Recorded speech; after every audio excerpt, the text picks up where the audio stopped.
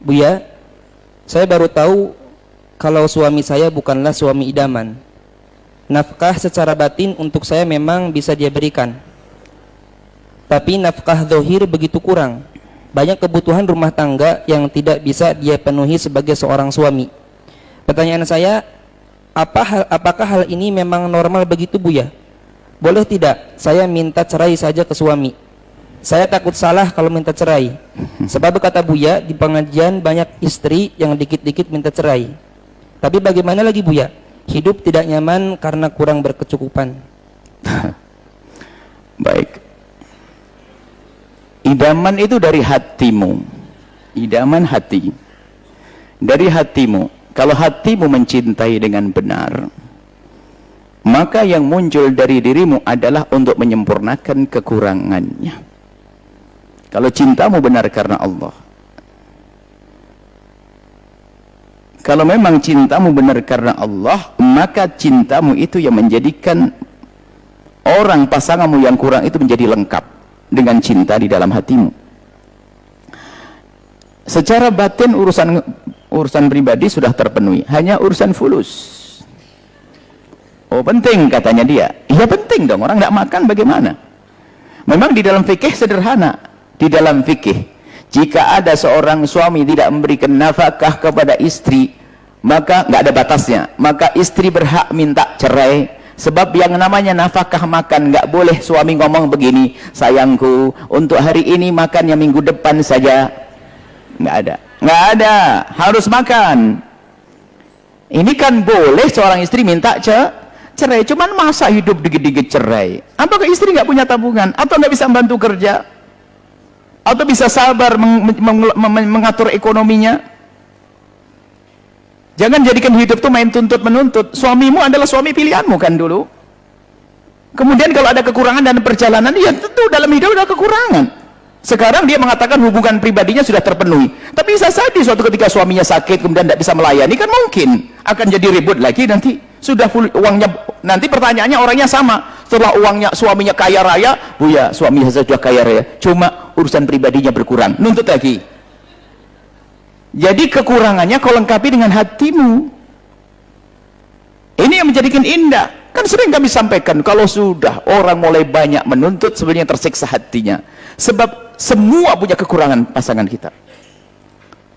Apakah saya minta cerai? Kok gampang sekali Anda minta cerai gara-gara duit ya? Sekarang gini, kalau memang betul-betul Anda tidak punya makan, tidak punya penghasilan sendiri, suami tidak memberi, lalu tidak mengizinkan Anda bekerja, nggak ada solusi lain. Kalau masih Anda diizinkan bekerja dengan cara terhormat, Anda memuliakan suami juga, ada berdua pahala nanti. Anda bisa bekerja, Anda pintar cari duit, tapi dengan cara terhormat. Tapi tetap Anda hormat kepada suami, jangan mentang-mentang banyak duit. Ini penyakit juga. Istri itu loh kadang-kadang pintar cari duit itu adalah anginnya naik ke dada.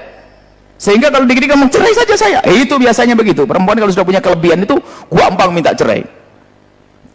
Ini banyak, makanya wanita-wanita karir dan sukses itu pesan saya yang kelima apa? Tawadu. Kan boleh wanita karir boleh dengan catatan 1, 2, 3. Yang kelima, semakin kau kaya harus semakin tawadu kepada suami. Sebab apa? Kekayaanmu itu menjadikan engkau kadang mentang-mentang punya masalah sedikit. Kalau dia fakir, dia dicukupi suami, punya masalah dia masih bisa sabar. Tapi di saat dia punya duit, aku bisa ngajukan mahkamah, bayar, selesai, aku bisa punya duit. Giliran cerai nangis, nyesel. Baik. Jadi para wanita, apa tadi? Kalau memang urusan ekonomi Anda upaya dulu. Kalau ternyata dalam upaya Anda cari tidak bisa, Anda boleh minta cerai karena tidak memberi nafkah dan Anda sudah tidak bisa. Cuman masalah perceraian ini tidak gampang loh ya. Setelah perceraian di sana ditunggu oleh setan. Ini kan hanya urusan ekonomi. Ketahuilah, jika ada seorang istri setiap hari ditempeleng sama suami, serem. Tapi dia tidak akan berzina, sangat lebih bagus daripada setelah menjanda dia berzina. Makanya justru yang boleh ditanyakan, kalau kau menjanda kuat atau tidak.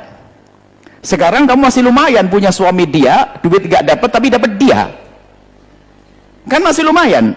Urusan pribadimu dengan Allah terjaga. Kalau sudah kau menjanda, kira-kira engkau bisa menjaga atau tidak? Apalagi orang tahu bahasanya kau berjanda, banyak orang naudzubillah terjerumus dalam kehinaan zina. Makanya semua orang kalau ngomong mau menjanda, saya katakan siaplah kau menjanda.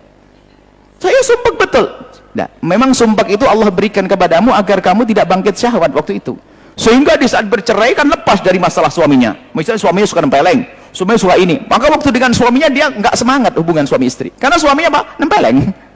Suaminya suka main caci, maka dia urusan hubungan seks enggak. Seolah-olah di saat menjanda kayak gitu. Enggak. Setelah dia menjanda lepas dari suaminya, lepas dari pikiran, lega pusat dari suami, maka boleh bangkit syahwat dan normal. Akhirnya lihat laki-laki ganteng semua naudzubillah masuk zina, maka ditempeleng suami lebih bagus daripada menjanda jadi zina. Maka kalau yang ingin menjanda, pikirkan Anda mampu atau tidak. Punya suami yang tidak memberi duit tadi ya, tapi masih mencukupi pribadi dia sangat jauh. Kalau Anda cerdas, kalau dia cerdas, coba sekarang dua kan Anda ingin, ekonomi sama kebutuhan batin, ya enggak? Sekarang Anda dapat suami, dapat satu lumayan, ada orang nggak dapat sama sekali loh ya, masih dapat urusan pribadinya, masih bersyukur pada Allah. Nah sekarang kalau Anda minta cerai dengan dia, Anda tidak punya dua-duanya, apakah pasti ada jaminan Anda dapat bergantinya? Kecuali pelanggaran syariat dari sang suami. Karena kalau pelanggaran syariat, dia akan apa? Pelanggaran syariat bisa mabuk, judi, haknya Allah. Kalau hak Anda memaafkan. Hak Allah, sholat nggak mau, judi iya, makan riba jalan, ini mah beda. Tapi kalau suka nyaci Anda, kalau Anda tabah dan sabar, Anda kebal istimewa. Jadi seperti dia gampang, jangan mudah minta cerai. Akan tapi ketahuilah, yang harus pikirkan adalah setelah. Kemudian kami sampaikan, jangan Anda banyak menuntut. Wong suamimu sudah memberikan urusan batin kan luar biasa. Artinya dari bahasanya dia yang bertanya itu berarti dia puas dengan urusan batinnya. Karena kalau nggak puas dia nggak akan ngomong seperti itu.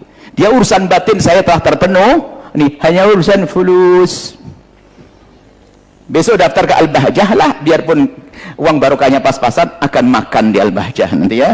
Insya Allah semoga Allah menjaga Anda yang bertanya. Kalau orang jauh dekatlah ke sini, kalau dekat segera bergabung, jangan lama-lama ya. Insya Allah suami Anda dapat kerjaan yang ya layak lah, sesuai lah untuk makan sehari-hari cukup deh ya. Jangan gampang cerai ya, nggak mudah ya. Wallahu a'lam bishawab.